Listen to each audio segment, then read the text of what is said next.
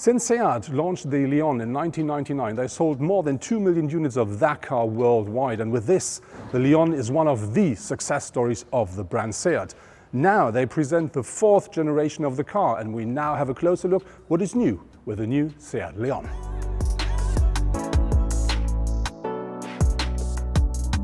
Looking at the front of the Seat Leon, the car now is 1.80 meters in width, and this is about 17 mm less than the predecessor, but it doesn't look smaller or less wide, and there are some good reasons for that. So one is the new grille. You may know or remember the shape from the Seat Tarraco, but this one here is a lot flatter, wider, and that really gives the car a lot of power at the front. Another very important thing is the new shape here with the bonnet, which goes down into the car and really gives the car extra dynamic. Very important down here, these small bits and pieces you see, they not only work regarding to the aerodynamics, you can also change them easily, piece by piece, and that makes an accident a lot cheaper because you don't always have to change the whole bumper. But I think more important are the new headlamps. They're a bit more deep into the car, which gives the car a bit more an aggressive look from the front. And I think important to know is they always come as standard in LED technology, but you can have a bit more of technique if you want, and that then is called the full LED package. Looking at the side of the new Leon, the first thing that catches your eyes is the new bonnet, which is a bit more longer than what the predecessor, and I think it looks a lot flatter. And that ends here at the bit steeper front window. Important to know is that the Leon comes as standard on the 16-inch wheels, but you can have 17-inch with the Avant trim level, or you can order up to 18-inch. The car has grown a lot, so now it's 4.37 meters in length, which gives it about 9 centimeters more than the predecessor, but I think more important is we do find 5 centimeters more regarding to the wheel base, and that means we do have a lot more space at the interior. Looking at the design on the side, you find less lines, so the car is a lot cleaner than the predecessor, but you still find that one up here, very important for Seat, and that one down there, which gives the car a bit more of power. And the line here that really ends at the typical Seat Leon end, so we have this line here, which then runs into the taillights of the car. The new Seat Leon offers as much space as the predecessor. I think maybe a bit more. So even as a tall person like I am, you do really sit very comfortably here at the front, which means for driver and co-driver, absolutely fine. On top of this, you can, yes, adjust the steering wheel the way you want as you used to with the predecessor, but the steering wheel is new. So you have buttons here, completely new style. Left-hand side is more for the speed control and for the assistance and safety systems. Right-hand side is more to work with the infotainment and with your new full digital cockpit, which is an optional feature. So as standard, you will not find it, but you can have a 10.25-inch full digital cockpit, which looks very, very nice. On top of this, the car now offers an 8-inch touchscreen for the infotainment as standard, but up to 10, which is mounted in here. And that really is very nice. It offers you loads of extra information, loads of very nicely presented stuff.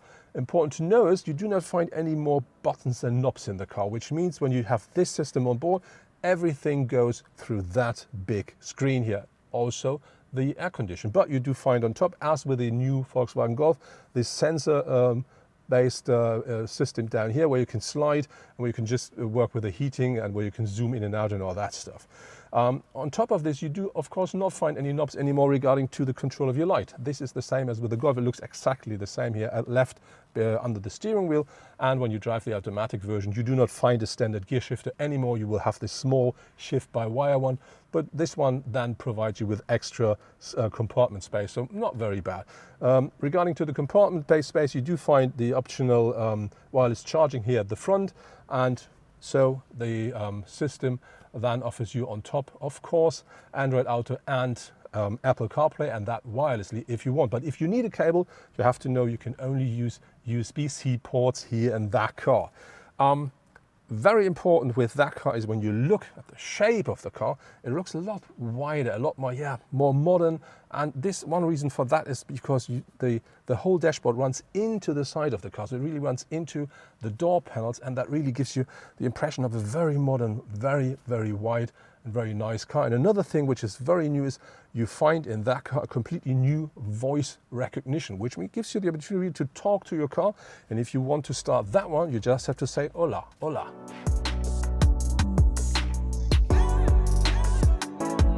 Another new thing is that you will find a proper ambient light now in the car. And this is not only the light that runs around you and gives you this illumination, it also works together with the assistance systems, which means, for instance, if you want to change lane and there's somebody aside of you, then that signal will not only come out of the window, out of the rearview mirror, it also will come with this, with the flashing or a change of the color of this ambient light. So I think that's a very nice idea. When the Leon hits the market, there will be a whole variety of different drivetrains available. So you will find petrol as well as diesel, you will find mild hybrids, you will find natural gas, and you will find a plug-in hybrid as well. Important to know is that the smaller petrol engines, so the 1 liter and the 1.5 liter, they offer an active cylinder management, which will save fuel. Then on top you will find the mild hybrid, which works with a 48 volt technology, and that will save fuel as well. I think very important also to know is the CNG, so the natural gas version, which offers you a pure gas range of more than 400 kilometers. And then there is the plug-in hybrid version, and with that one you can drive up to 60 kilometers and even more on electric energy only. Gear shifting will work either with a manual gearbox or with a DSG, and some of the cars will be available with 4-drive, so the 4-wheel drive of Seat. The Leon is a very charismatic vehicle. It worked perfectly in the market. Even now, it's still leader of sales in Spain.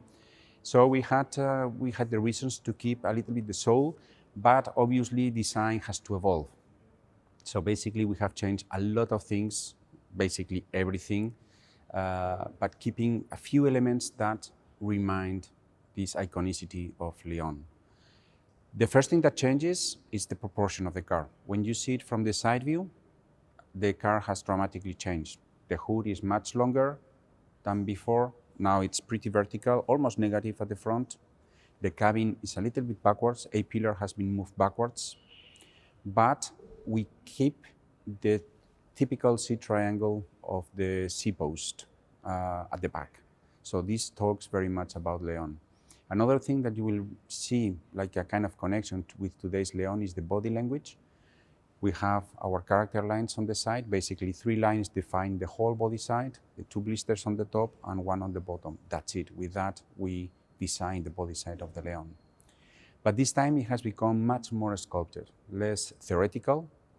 Now everything is like one surface, soft surface moving along the body, and not so theoretical as today. So basically a lot of things change, but everything is new. On the interior is the same. We keep the central item or the central motive of the design with the infotainment screen. It is always high position, oriented towards the driver, like we like it at Seat, perfectly aligned with the digital combimeter, but we redefine how we integrate this screen into the interior of the car with a very thin and very wide dashboard, high console. So again, same concept, but completely different design approach. So as you see, I've entered the rear seats, and I have to say, really, there is a lot more space. So as you can see, I didn't change my seating position at the front, and here I really have space left in front of my knees. And yeah, when I sit upright, I really do have head space left. So I have to say, the comfort on the second seat row here, it has really grown a lot. So this really is a big difference. Looking at the rear of the car, the first thing that really is the big eye catcher is that. We have a light here going from coast to coast. This is full LED, and when you look at that, that runs around here. So this now is the new Seat signature when we talk about the tail of a Seat. Very important to know is when you open your car, that really gives you a welcome. You have just the glue that runs in that direction. That really is something very nice and looks absolutely beautiful. But I think very important to know is that doesn't come as standard. So you have to pay extra, or you have to have a higher trim level to get that signature. When you look at the rest of the car, this is a typical Seat Leon shape. So really the typical proportions, we have this very nice rear bumper here. We have this typical arch here.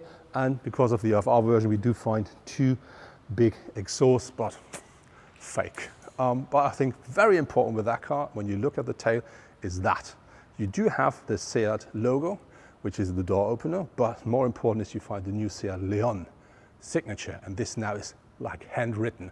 And I think this is something you may find with other Seat cars in the future as well. But when we stand here, now let's have a closer look into the boot.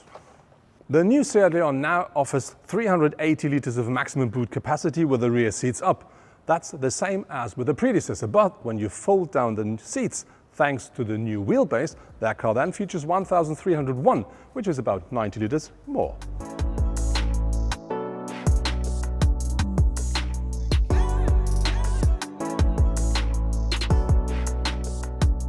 That's it from the new Seat Leon, the 4th generation. What I really do like with the cars, when you look at the front, it looks a lot more aggressive, a lot more muscular, and I think a lot more modern as well. When you look at the interior of the car, we do now find an optional digital cockpit, which I really do like a lot. We do find an up to 10-inch infotainment, really very nice, loads of new functions, loads of very easy to get used to stuff. And this car then doesn't feature any knobs anymore. I'm not sure if I will be a big fan of that, but maybe I just have to get used to. When we look at the rear seats, you do find a lot more space with these 5 centimeters more wheelbase, and that really is the extra comfort. Looking at the boot, it is in principle the same, except you fold down the rear bench.